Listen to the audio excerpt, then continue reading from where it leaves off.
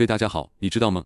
我们生活的世界每天都在以惊人的速度向前狂奔，昨天的一切似乎已经被永远甩在了身后。现在，我们正经历着一场前所未有的财富大洗牌，同时也是近代史上最深刻的社会和文化变革。你是不是也隐隐约约感觉到周围的一切都在加速？别担心，今天我们就来好好聊聊这个正在浮现的新世界里到底藏着哪些惊天动地的变化。准备好了吗？让我们一起打开这扇通往未来的大门。学位，那是什么老古董了？你可能觉得有点不可思议，但未来的教育或许真的不再需要一纸文凭来证明。传统的学校模式正在悄然瓦解，大学文凭的吸引力也大不如前。只想看，现在的孩子们都能通过网课在家学习，而那些课本里的知识，可能在你踏入社会前就已经过时了。这场突如其来的疫情，就像是压垮传统教育体系的最后一根稻草。如果你的孩子能直接跟着世界上最顶尖的专家学习，为什么还要把希望寄托在那些可能缺乏激情、薪资不高，甚至知识结构都跟不上时代的老师身上呢？想象一下，全球最好的数学老师通过网络把知识传授给每一个人，这在技术上已经完全可行了。当然，老师们仍然很重要，他们会是孩子学习路上的引导者和助教，但不再是唯一的知识来源。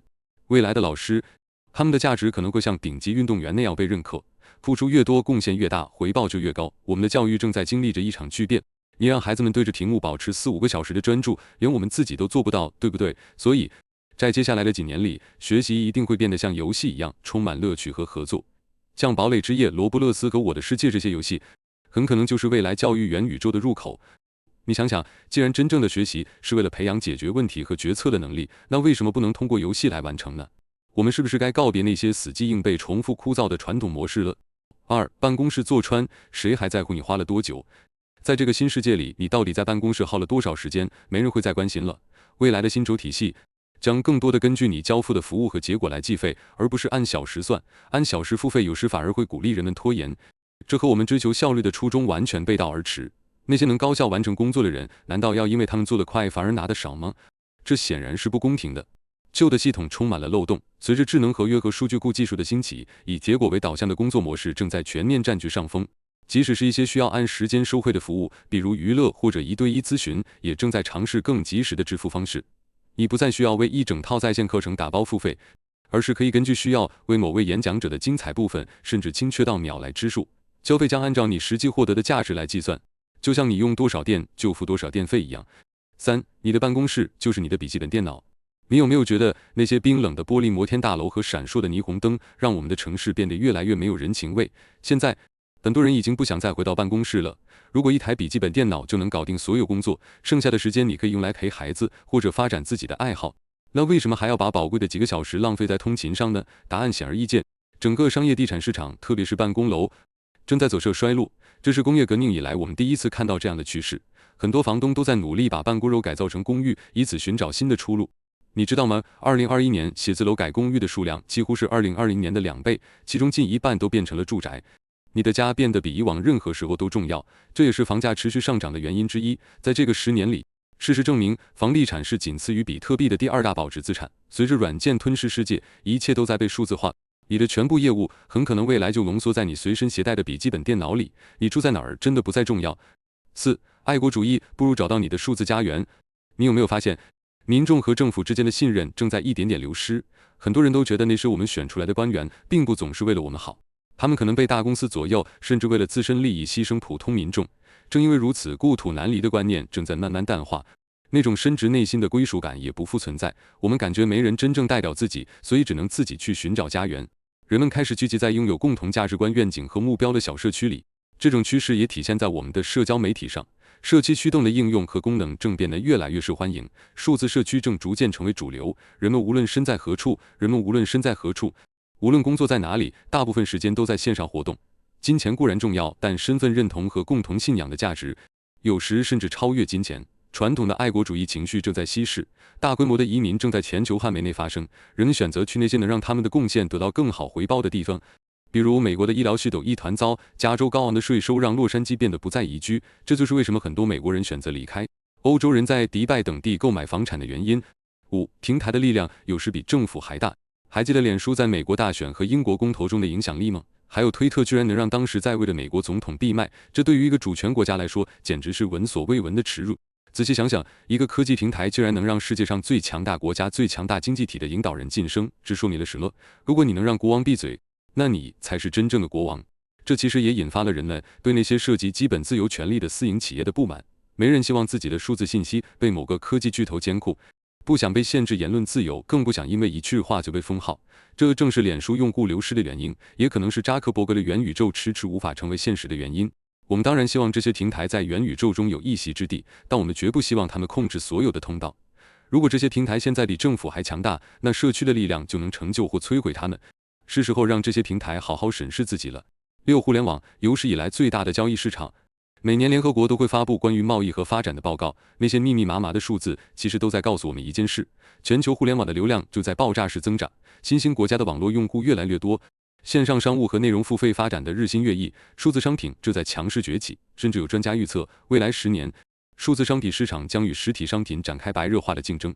现在的媒体已经完全数字化了，随着非同质化代币 NFT 的市值一路飙升，大多数实体商品的所有权也将通过数字形式记录和持有。你买房子时会拿到所有权证，一份你自己留着，一份公证人保管，一份交给政府。但如果这些文件都毁了怎么办？你就没办法证明你的所有权了。极端组织曾攻占摩苏尔，焚烧所有土地记录，制造了巨大混乱。但现在有了数字账本中的所有权记录，房产交易可以在世界任何地方进行。通过区块链技术，你甚至可以在地球的另一端合法地拥有一座建筑的一部分产权，而租金则会按比例直接进入你的口袋。通证化的产权和微量投资是这个时代最重要的金融创新。过去，使用金融工具积累财富是少数人的特权，但现在，全新的互联网环境让世界上任何一个人都能利用这个威力空前的工具。7. 茫茫人海，你有没有感到迷失？社会正在经历着巨大的变化，传统的教会和宗教影响力正在减弱，这让我们变得更加现实和务实。从物质层面来说，社会也越来越富裕。历史告诉我们，宗教往往伴随着贫穷。一个国家的国民越富裕，宗教的影响力就越弱。然而，当我们摆脱宗教的同时，也渐渐发现有得必有失。新一代的年轻人更容易感到迷失和孤独。和那些20-30岁的朋友聊聊，你会发现很多人除了自己的小家庭和2-3好友，内心深处都感到非常孤独。他们在寻找人生的意义，感觉自己的世界一片荒芜，眼前的一切都变幻莫测，没有根基，没有过去。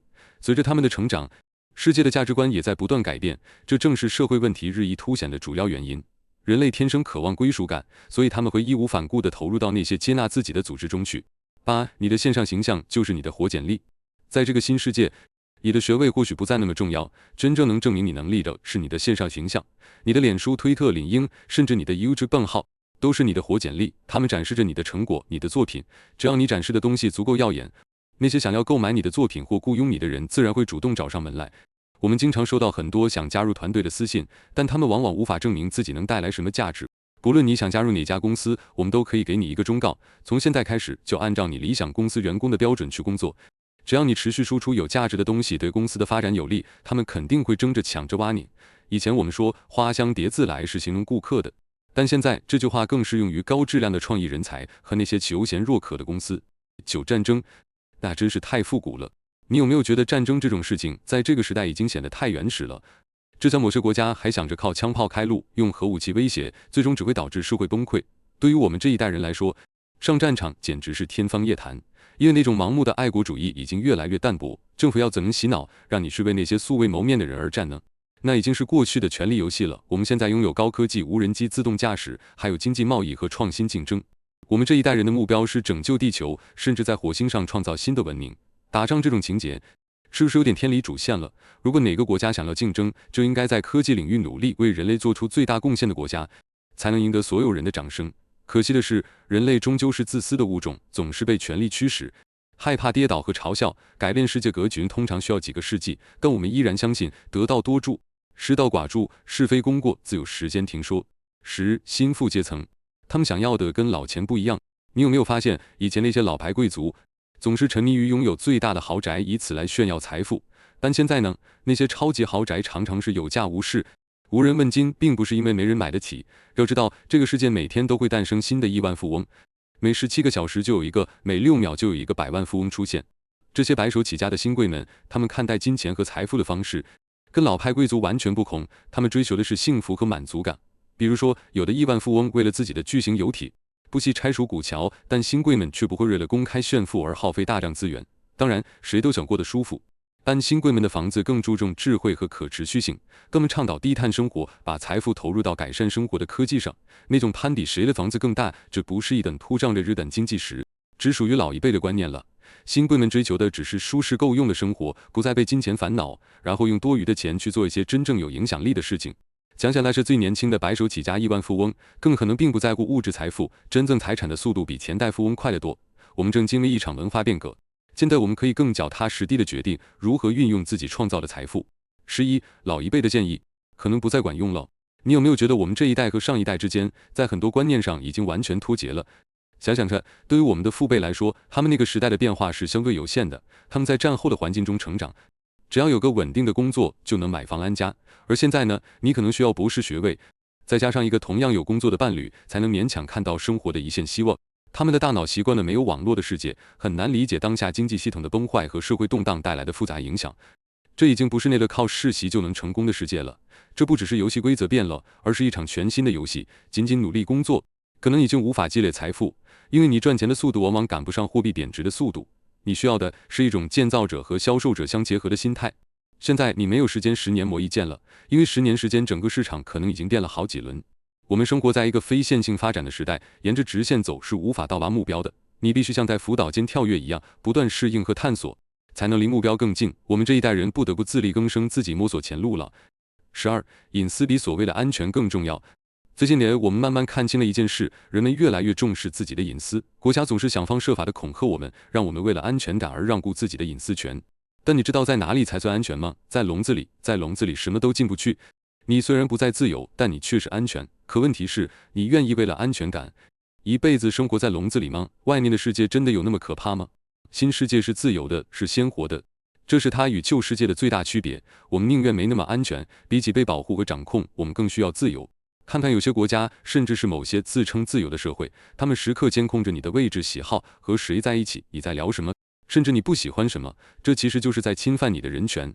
这也是我们社会上现金支付越来越少的原因，他们想监控你的消费，所以才限制你用现金支付大额订单。这所有的一切都披着保护的外衣，进行着持续的监督和控制。人们开始意识到不患寡而患不均，谁都不能接受自己被规则束缚，而别人却可以视而不见。所以人们对隐私的重视程度越来越高。去年，苹果公司限制了脸书的数据挖掘能力，导致脸书损失了数千亿美元。而像 Signal 和 Telegram 这样的应用，却因为人们对自我保护的需求而得到了飞速增长。保护你的线上活动已经变得至关重要，隐私是未来发展的关键。作为新一代人，我们甚至愿意为此付出金钱。13. 权力必须分散开来。你有没有觉得我们现在这套制度是有缺陷的？我们需要一个更好的体系。虽然中央集权曾经在某个时期发挥过不可替代的作用，但现在它已经和当今世界格格不入了。从总体上看，整个金融世界都已经处于分散的边缘。银行是世界上最富有的实体之一，但事实证明，他们所做的一切都可以被自动化、安全地存储在代码中，并以极低的成本进行操作。我们投票选官员，指望他们能代表我们的利益，这个流程本身就充满了漏洞。我们现在有面部识别、区块链和电子护照，对于我们关心的重大问题，直接在手机ET上投票不就行了吗？直接民主可能是迫在眉睫的趋势，尤其如果它能在地方层面行之有效。你每年都交税，但你知道那些钱都去了哪里吗？可能不知道。如果你能够亲自决定一部分资金的去处，那不是很好吗？如果你居住的街道坑洼不平，你可以优先投票修复它，或者你可以选择投入资金改善你附近的学校或公园。过去我们把权力拱手让人，但他们的表现却常常不如人意。在新世界，权力将重新回到人民手中。14. 发达社会，那是无国界的开始。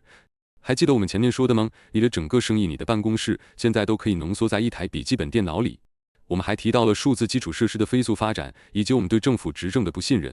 现在人口流动的速度简直是前所未有的快，那我们为什么非得待在原地不动呢？